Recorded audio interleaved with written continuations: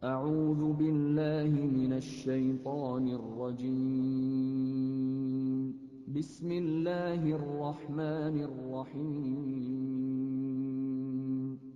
Bismillahirrahmanirrahim. Assalamualaikum warahmatullahi wabarakatuh. Alhamdulillah wassalatu wassalamu ala Rasulillah wa ala alihi wa sahbihi wa man wala, amma ba'du. Anak-anakku yang soleh dan soleha dari kelas 2A dan 2B, bagaimana kabar kalian?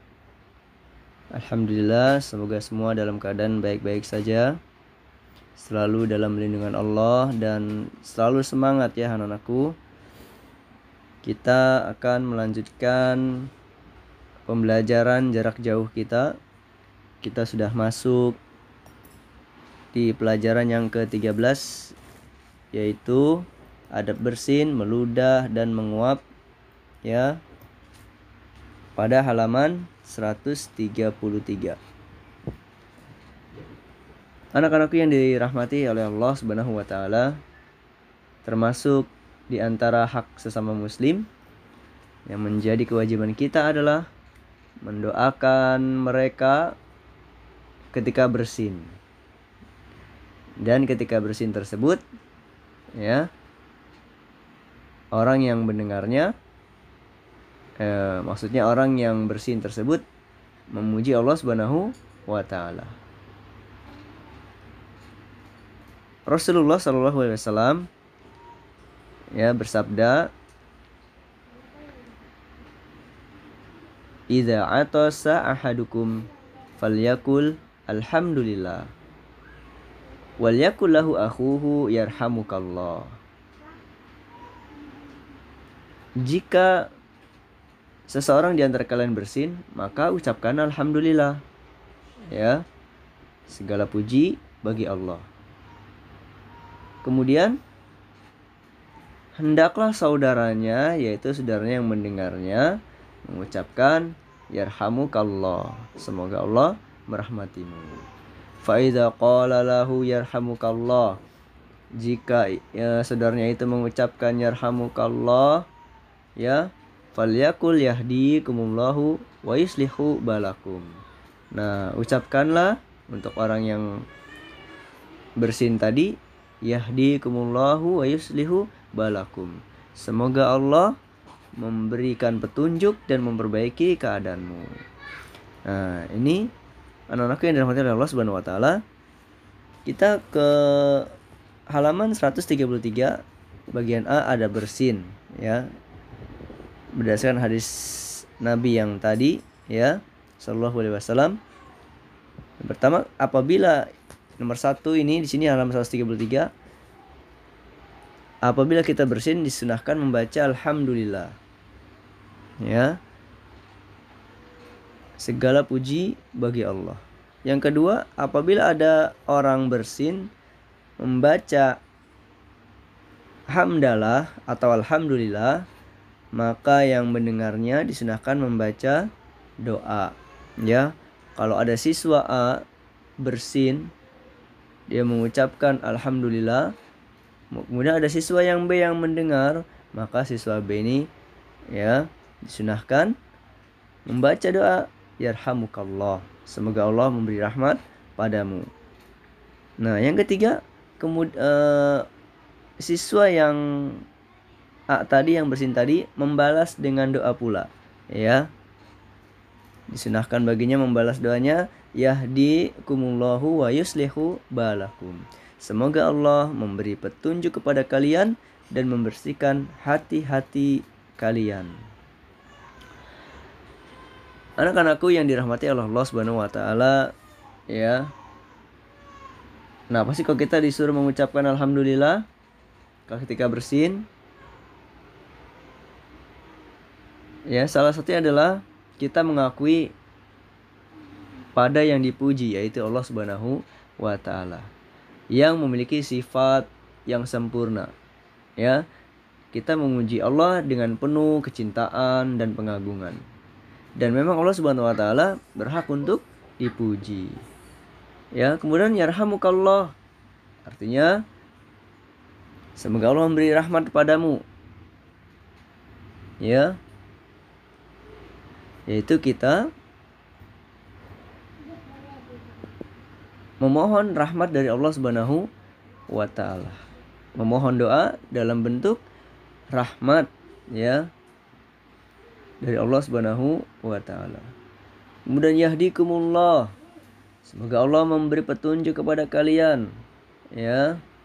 Maksudnya kita memohon pada Allah yaitu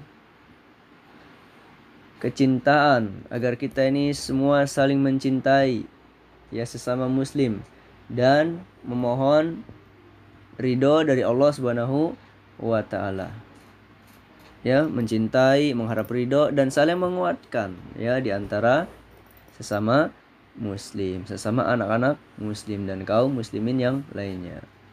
Kemudian yahdikumullah itu juga menunjukkan, ya, permohonan pada jalan yang lurus, ya, serta memohon pertolongan kepada Allah Subhanahu wa taala. Selanjutnya wa yuslihu balakum, ya, artinya dan membersihkan hati-hati kalian. Atau dalam riwayat yang lain, Allah memperbaiki keadaan dan urusanmu, ya. Nah, faedah dari ini semua, ya, kita mengucapkan alhamdulillah ketika bersin sebenarnya adalah nikmat dari Allah Subhanahu wa taala. Mengapa demikian? Ya, berdasarkan karena ada di dalam tubuh kita ini sesuatu yang tertahan biasanya, ya, dia mau keluar. Nah, ketika bersin dia keluar, ya. Ini adalah nikmat dari Allah Subhanahu wa taala. Kemudian alasan lainnya, bersin adalah nikmat dibuktikan pula kalau kita habis bersin, ya, anak-anakku, kalau kita habis bersin, keadaan kita itu biasanya lebih fresh, lebih nikmat, bahkan lebih semangat, ya. Ya, ini adalah faedah dari hadis tersebut, ya. Karena nikmat-nikmat tersebut kita diperintahkan untuk mengucapkan alhamdulillah. Kemudian manfaat yang kedua, ya, faedahnya adalah bersin itu, ya, ketika kita bersin mengucapkan alhamdulillah, karena bersin disukai oleh Allah Subhanahu wa taala, ya. Innallaha yuhibbul utasa wa yakrahu at-tasa'ub. Sesungguhnya Allah menyukai bersin dan membenci menguap. Ya, jadi di sini dikatakan bersin lebih disukai oleh Allah Subhanahu wa taala. Ya, bukan lebih disukai, tapi disukai oleh Allah Subhanahu wa taala. Berdasarkan sabda Nabi tersebut. Ya, kita ke halaman 134. Anak-anakku yang dirahmati oleh Allah Subhanahu wa taala, yang keempat yaitu bila bersin terus-menerus, ya, berkali-kali bersinnya, maka cukup membaca doa bersin itu sampai 3 kali. Yang kelima, ketika bersin hendaknya mulutnya ditutup dengan tangan atau sapu tangan. Kemudian bekasnya dibersihkan, ya, dengan air atau dengan tisu. Yang keenam, menundukkan kepala jika di dekat kita ada orang lain, ya, atau